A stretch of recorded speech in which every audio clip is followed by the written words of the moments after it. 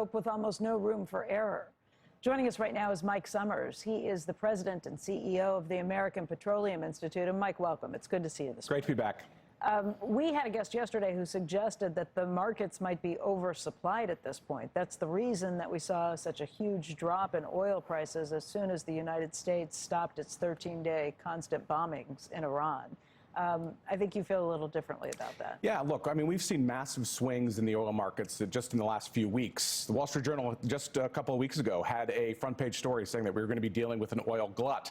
But at the same time, we've seen this swing from about $70 a barrel to over $100 a barrel in the last 3 weeks alone. And that is because we're still dealing with a very vulnerable market. You're talking about Brent. Yes. Brent went so you're seeing a very significant issue continue in the Strait of Hormuz.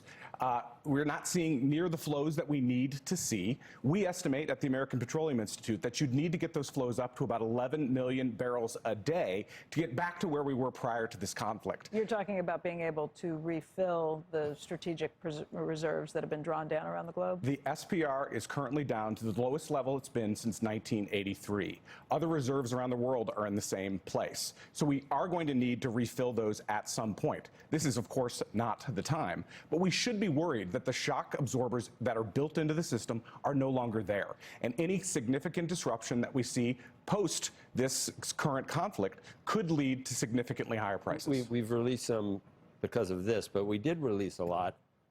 You tell me why during the Biden administration. What did we get down to? Where prices that they no, the midterms were coming up, and they had high gas prices. They said high gas prices. Well, I know, but that was not what it was for. And you know, we have Amos Hochstein on, never cops to that. But what did we get to under Biden, and where are we now? Are we at 40% full? They were drawing down at significant levels, particularly because they were concerned about the political situation going into a midterm election. We've often said that the P in this SPR should not be political. It's petroleum. We need to make sure that we have the stocks when we need them, and we need them now.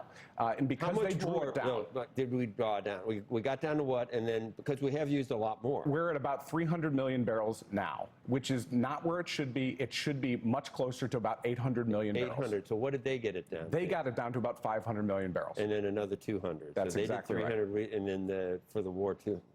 But you're continuing to see commercial inventories are down.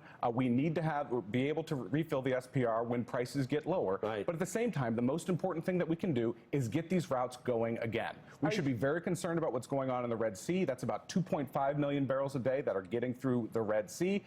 And you're having to reroute these products, particularly through the Suez Canal. Are you arguing that the president should end the war and forget about the nukes? Absolutely not.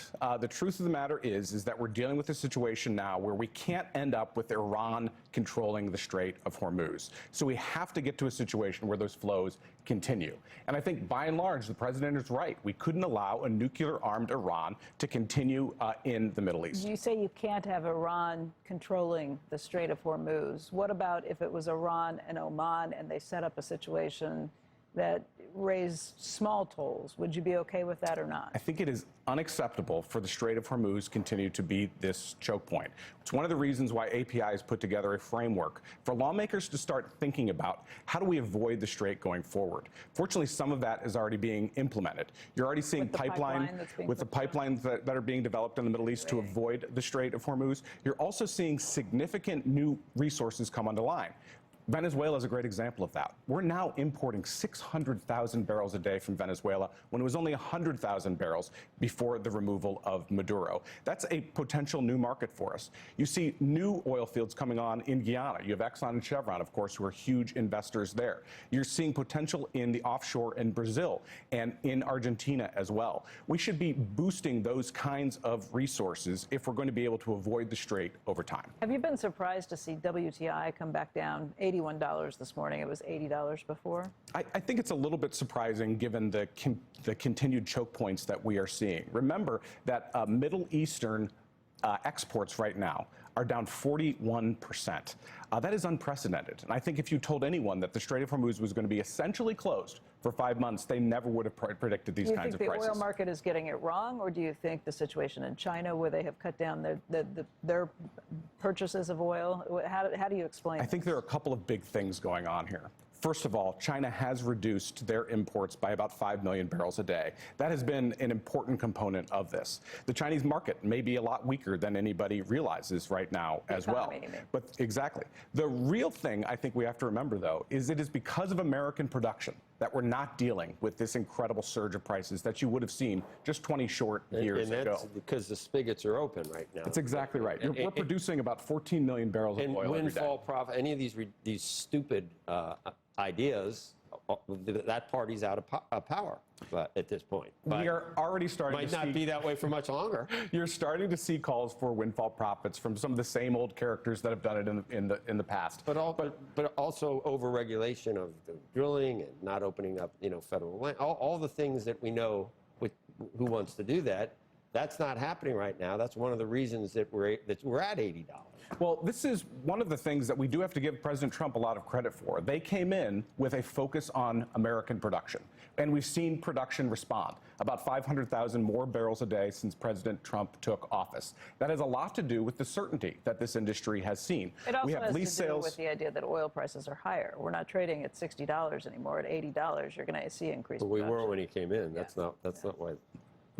The policies that they put in place, particularly in the One Big Beautiful Bill, which guaranteed lease sales in the Gulf of America and on federal lands, have played a significant role in this. We're also seeing a reopening of Alaska for the first time in 40 years. This is a really exciting time for the oil business, particularly for American production. The Permian Basin will continue to be the engine for American growth. What we need now from Congress is a comprehensive permitting bill that actually allows us to move these products from where they are to where they need to be. It's just too bad we don't have like a closed little economy here where we use our own oil, but we don't, because if we can get 100 somewhere else for it, it's fungible. It's set globally, but we are well supplied in this country because of these things. Well, one of the things we have to remember is that we haven't built a refinery in this country since 1977. So our refinery kit, about 40% of it, is really tooled to produce that heavier crude. Why not put the refineries next to the data centers? That way, put everything in your backyard, wherever. Somebody else's backyard. There are some people that would be okay. This is why we need Congress to focus on permitting reform, so that we can build more, so that we can produce more and refine more here in the United States. Mike, thank you. Great to be with you. It's in a good mood. $80 oil.